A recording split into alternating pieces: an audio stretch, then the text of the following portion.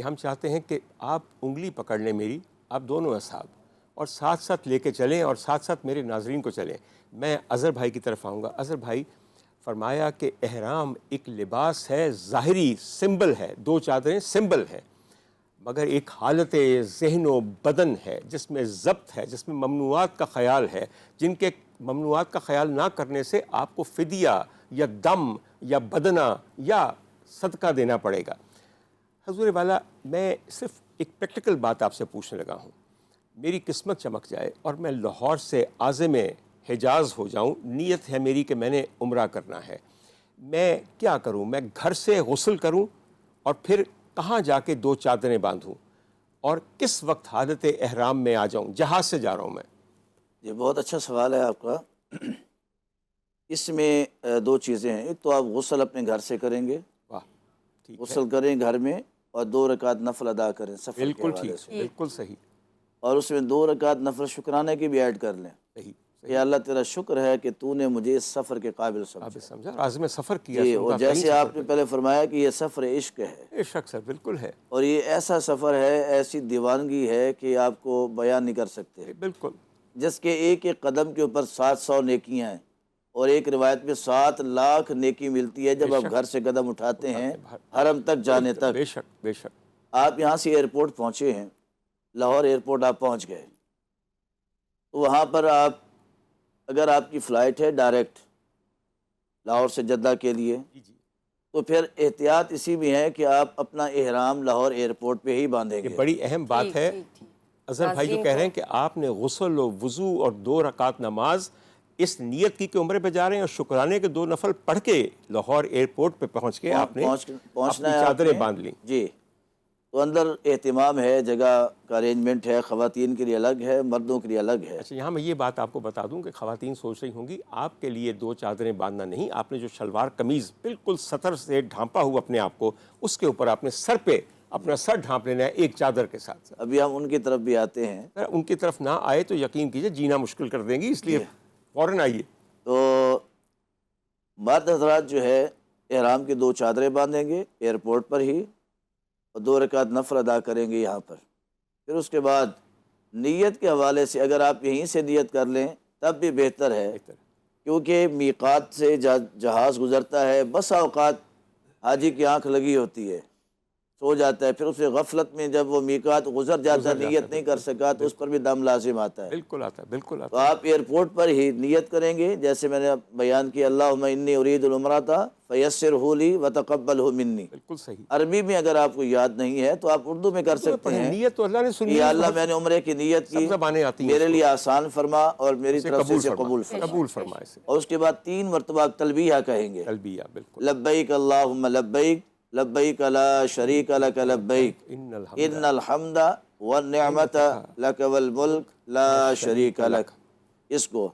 اور خواتین جو ہے وہ اپنے اسی لباس میں آ جائیں گی جو ان کی مخصوص لباس ہے، شلوار قمیض، لیکن لباس ان کا ایسا ہونا چاہیے کہ جسم کا کوئی اعضاء نظر نہیں آئے۔ تمام سطر جو ہے وہ، یہ ڈاکٹر صاحب بڑی ایک معذرت کے ساتھ میں کہنا چاہوں گا کہ ہمارے صرف پاکستان میں یہ ٹرینڈ چلتا ہے کہ گرمیوں کا دن ہے، خواتین لان کے کپڑے پہنتی ہیں، اوپر سے بایا نہیں پہنتی، تو ظاہر ہے وہ پھر بالکل، حرم کعبہ کے اندر اپنے اوپر زمزم کو ڈالتی ہیں تو اس سے جسمانی اعضاء نظر آتے ہیں، بالکل جبکہ صحیح، یہ اللہ کے گھر کے تقدس کے خلاف ہے۔ بے انتہا خلاف ہے۔ میں اپنی مسلم امہ کی خواتین سے، بالخصوص پاکستانی خواتین سے گزارش کرتا ہوں، اللہ نے آپ کو سعادت عطا فرمائی ہے تو آپ اس کے لیے ایک احرام کے لیے عبایا سلیکشن کریں، عبایا پہنیں جو آپ کے پورے جسم کو ڈھانپ دے۔ اور سر اب ویسے اب زیادہ رواج ہو گیا ہے پہلے کے مقابلے میں، میرے بچپن میں خواتین اتنا عبایا نہیں پہنتی تھیں جتنا اب پہن رہی ہیں، شعور آتا جا رہا ہے نا، بالکل یہ آپ ہی کے توسط سے، میڈیا کے توسط سے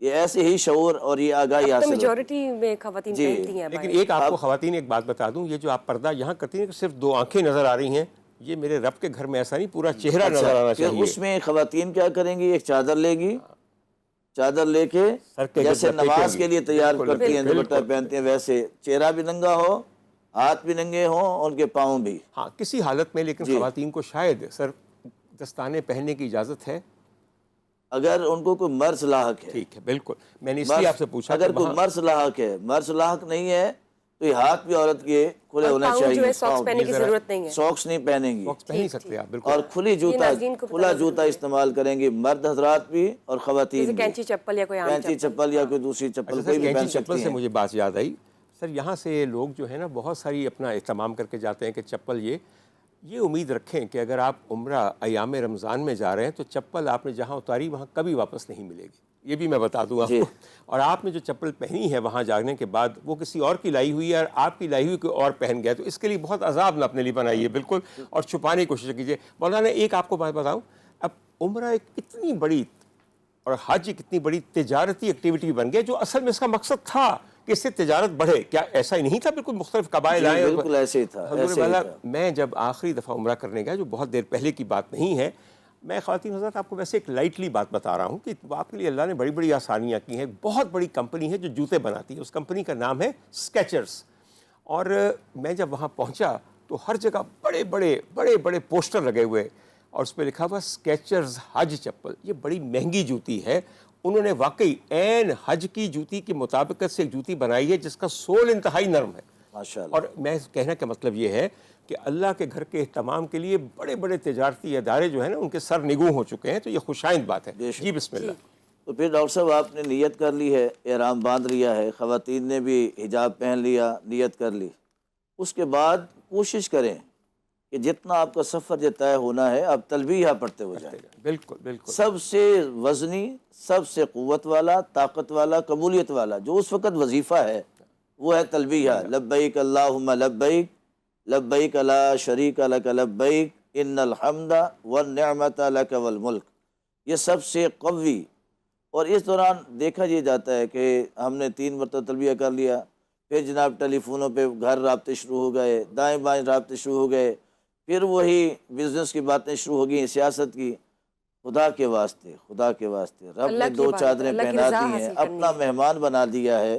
اور اللہ اعلان کر رہا ہے نزلا من غفور الرحیم، نزلا من غفور الرحیم. آپ بیت اللہ شریف کے ہر دروازے پر اسی آیت کو پڑھیں گے کہ یہ اللہ کے مہمان ہیں، یہ بخشنے والے مہربان کے مہمان بن کے آئے ہیں.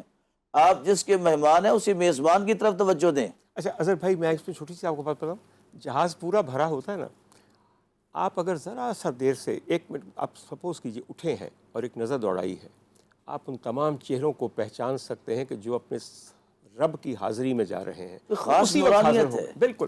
اور جو نہیں ابھی تک اس طرف ہوئے وہ بھی پہچانے جاتے ہیں، یقین کیجئے. بے بالکل. شک. سر میں تو بہت ہی اس معاملے میں برا آدمی ہوں. میں تو کہتا ہوں کہ جو پہلا عمرہ کیجئے اکیلے کیجئے، ایک مرکز محبوبیت اور ایک آپ. جی ایسے ہی. اور میں اس میں برا نہ منائیے، خواتین کو چونکہ محرم کے ساتھ جانا ہے تو کوئی حرج نہیں کہ پہلے شوہر کو جانے دیجئے، اگلی دفعہ وہ آپ کو ساتھ لے کے جائیں گے، انہیں زندہ تو بچنا ہے نا. جی بالکل. اور کیا سر، اس لیے کہ جو محرم ساتھ ہے وہ آپ کا ایک محافظ بھی ہے، اور اگر واقف کار ہے تو کمال کر رہا ہے. اب ایک چھوٹی سی بات میں نے پوچھنی ہے آپ سے. فرحان، جہاز اتر گیا ہے، ہم نے احرام کی 2 چادریں باندھ لی ہیں. اور بائی دا وے میں آپ کو یہ بتا دوں، اور میں اگین بشرا کی رعایت سے پوچھوں گا. بشرا نے آج ایک سوال نامہ تیار کیا ہوئے میرے دوستوں کے لیے، ٹھیک ہے کہ نہیں. میقات جو ہے، ہم اگر لاہور سے جائیں، مولانا آپ نے نہیں بتانا ورنہ یہ چیٹنگ ہوگی. بالکل نہیں ٹھیک ہے. سر، کوئز تھوڑی چل رہا ہے میرا. نہیں کوئز نہیں چل رہا، تو انہوں نے بیچارے سوال کر رہے ہیں نا. سی بالکل. سر جی، میقات کا نام کیا یلملم ہے؟ لاہور سے اگر جائیں تو جی جدے سے پہلے یہ علاقہ ہے. جی جدے سے ایک چند کلومیٹر پہلے آتا ہے. اور ریاض کراس جہاز کرتا ہے نا، ساتھ ہی اناؤنسمنٹ ہو جاتی ہے کہ آپ کا میقات آ گیا ہے. بالکل. اور میقات جو ہے نا، میقات یہ مخصوص مقامات ہیں، مخصوص مقام. یہ کسی انسان نے طے نہیں کیے ہیں. یہ اللہ کے نبی کریم صلی اللہ علیہ وسلم نے فرمایا کہ جبریل اترے ہیں اور انہوں نے پتھر رکھ دیے ہیں عرب کی حجاز مقدس کے ہر اطراف سے. بالکل. اور جہاں پر اس نے پتھر رکھے ہیں وہ میقات ہے، وہ آگے سارا حرم کی حدود ہے، حدود حرم ہے. بالکل. وہ سارا حدود حرم ہے. بالکل. ہم یہ نہ سمجھیں کہ ہم ابھی جدہ میں پہنچے ہیں تو حدود حرم سے باہر رہ گئے ہیں. نہیں، قطعاً نہیں. ہم حرمت والے علاقے میں داخل ہو چکے ہیں. فرحان، اس پہ چھوٹی سی بات میں نے، اب ہم پہنچ گئے ہیں جدہ ایئرپورٹ کے اوپر. جدہ ایئرپورٹ سے ہمیں بسیں لے کر، جو بھی ہمارا سامان ساتھ کو لے کر، ہمیں پتہ ہے کہ ہم نے فلاں ہوٹل میں جا کے رہنا ہے. کیا سامان کہیں وہیں چھوڑ کے سب سے پہلے عمرہ ادا کرنا چاہیے، یا ہوٹل میں جا کے کمرے میں سامان لگا کر اپنے آپ کو منہ ہاتھ دھو کر، میں ویسے پوچھ رہا ہوں اس لیے، ٹھیک ہے جی، آپ کو عمرے کی طرف آ جانا چاہیے؟ ڈاکٹر صاحب، جب آپ نیت کر کے نکلتے ہیں نا کسی بھی کام کے لیے، تو پھر وہ کام افضل ہو جاتا ہے۔ واہ۔ یہ بناؤ سنگھار یا منہ ہاتھ دھونا یہ تو تب ہونا کہ جب آپ کو پتہ ہو کہ یا تو آپ کہیں ایسی جگہ سے ہو کے آئے ہیں کہ آپ کا منہ ہاتھ صاف نہیں ہے۔ جب آپ یہاں سے حالت احرام میں ہیں نا تو اب آپ پر حلال حرام وہ والا شروع ہو چکا ہے۔ بالکل۔ اب آپ اس میں اپنی مرضی سے امینڈمنٹ نہیں کر سکتے، کوئی چیز داخل اور خارج نہیں کر سکتے۔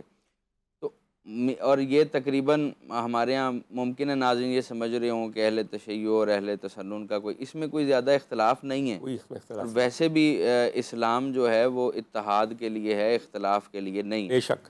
تو جو چیزیں آپ پر حالت احرام جب آپ نے پہن لیا ہے، چاہے آپ نے لاہور ایئرپورٹ سے پہن لیا ہے، تو اب وہ آپ پر لاگو ہو گئے ہیں، کیونکہ اب آپ نے اقرار کر لیا ہے کہ میں اللہ کا میں سپاہی حاضری ہوں، کے لیے جا رہا ہوں، بالکل میں اللہ کا سپاہی ہوں۔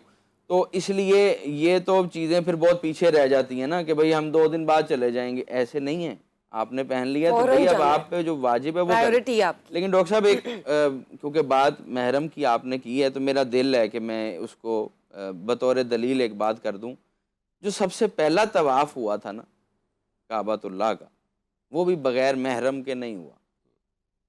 بے شک، جو جناب آدم علیہ السلام نے جناب حوا علیہ صلوات اللہ علیہ کے ساتھ کیا، اور جبرائیل نے باقاعدہ سارے مناسک ان کو کروائے۔ سمجھائے اور کروائے، بالکل۔ اچھا، اب یہ چیزیں بڑی اہم ہیں کیونکہ ہمارے ہاں جیسے جیسے لوگ ترقی یافتہ دور میں آ رہے ہیں نا تو وہ نعوذ باللہ یہ سمجھتے ہیں کہ اگر محرم ساتھ ہے نا تو یہ تو کوئی قید ہے، کوئی پابندی ہے، کوئی عورت کے لیے مشکل کرنا ہے۔ ہاں، عورت کے لیے مشکل، باؤنڈ جبکہ کرنے کی ایسا نہیں ہے، یہ باؤنڈ نہیں ہے، یہ ایک تہذیب اللہ نے دی ہے، ایک طریقہ استوار کیا ہے اور یہ عزت دی ہے۔ میں نے کہا محرم صرف محرم نہیں ہے، محافظ بھی ہے۔ اور بی بی حوا نے کیا۔ محافظ۔ اب یہ حضرت آدم اور حضرت حوا نے کیا، اور اس کے بعد بھی آپ دیکھیں جو ذریت ابراہیم علیہ السلام میں جو انبیاء گزرے، یا اس کی سب سے بڑی مثال ہے کہ جناب اسماعیل کی یاد میں ہم قربانی کرتے ہیں، بے شک، اور وہ حج کا واجبی رکن ہے، آپ اگر وہ نہیں کرتے آپ کا حج نہیں ہوتا۔ تو کیا قربانی صرف جناب اسماعیل علیہ السلام کی یاد ہے؟ نہیں، وہ جناب عبداللہ کی بھی یاد ہے، وہ جو 100 اونٹ قربان ہوئے تھے۔ تبھی تو میرے سرکار کہا کرتے تھے میں 2 ذبیحوں کی اولاد ہوں۔ حضور والا بات یہ ہے کہ نکلے آپ کے لبوں سے اور جا کے سیدھا میرے دل پہ لگے، اور دل کے بعد ذہن کا وہ پرت کھل جائے اور وہ فائل کھل جائے۔ حضور والا یہ صرف مجھے جو کرم ہے مولا کا، یہ صرف ان کے پیچھے خطبہ پڑھنے سے حاضر نہیں ہوا، ان کے ساتھ بیٹھتے ہوئے آج 14 دن ہو گئے ہیں۔ سر، جس صحبت نے 14 دن میں اثر نہیں کرنا، اس نے شاید پھر زندگی بھر اثر نہیں کرنا۔